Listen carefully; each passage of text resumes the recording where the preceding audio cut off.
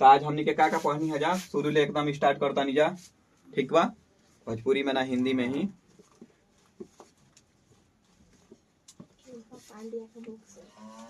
हाँ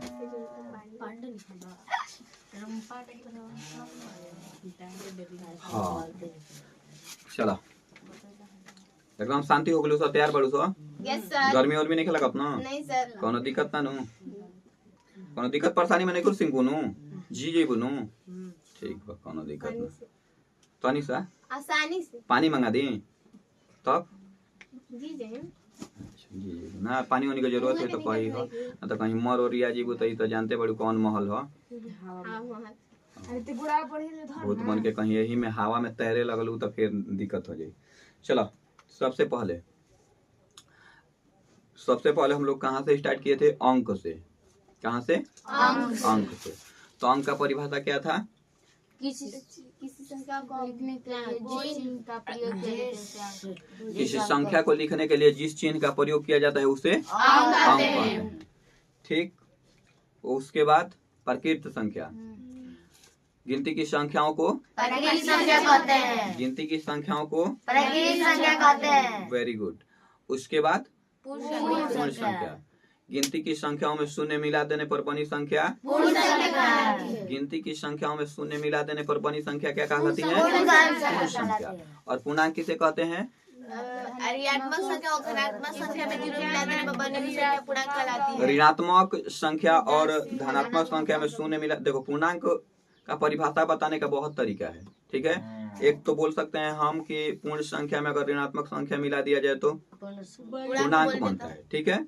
या कह सकते हैं कि प्रकृत संख्या में शून्य और ऋणात्मक संख्या मिला दिया जाए तो पूर्णांक बनता है। या कह सकते हैं कि संख्या रेखा पे दर्शाई गई सभी संख्याएं क्या कहलाती हैं? पूर्णांक कहलाती हैं, ठीक है। तो अपने हिसाब से जो आपके दिमाग में रह रहा है उसका यूज कीजिए, कोई दिक्कत नहीं है, ठीक है। आगे फिर क्या पढ़ना था? प्रकृत संख्या हो गया, संख्याक पढ़ना था। तो किसी संख्या को अंकों में दर्शाने की विधि को क्या कहते हैं? संख्याक, ठीक है। किसी संख्या को अंकों में दर्शाने की विधि को संख्या कहते हैं। और किसी संख्या का नाम लिखना क्या कहलाता है? संख्या नाम। मतलब कि किसी संख्या को शब्दों में जब लिखा जाता है उसे हम लोग क्या कहते हैं? संख्या नाम। उसके बाद क्या पढ़े थे?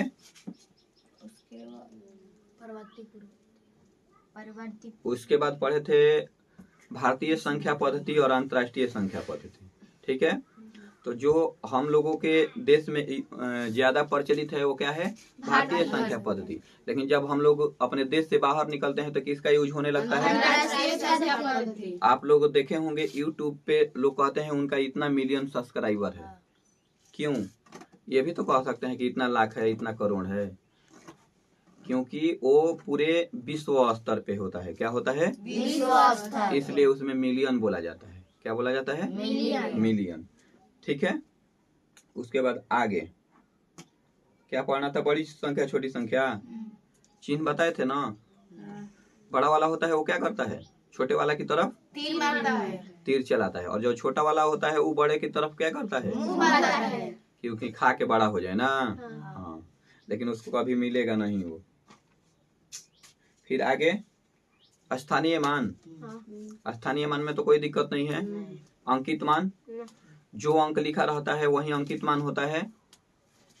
अंकित मान को ही वास्तविक मान भी कहा जाता है, बताए थे ना। अंकित मान को ही वास्तविक मान कहा जाता है, ठीक है। उसके बाद परवर्ती और परवर्ती किसे कहते हैं? संख्या के बाद वाले को। हाँ, संख्या के ठीक बाद आने वाली संख्या को परवर्ती संख्या, और संख्या से ठीक पहले आने वाली संख्या को पूर्ववर्ती संख्या। कोई दिक्कत नहीं। उसके बाद क्या पढ़ना था? कुछ नहीं। और उसके बाद हम लोग इतना ही पढ़े हैं, ठीक है।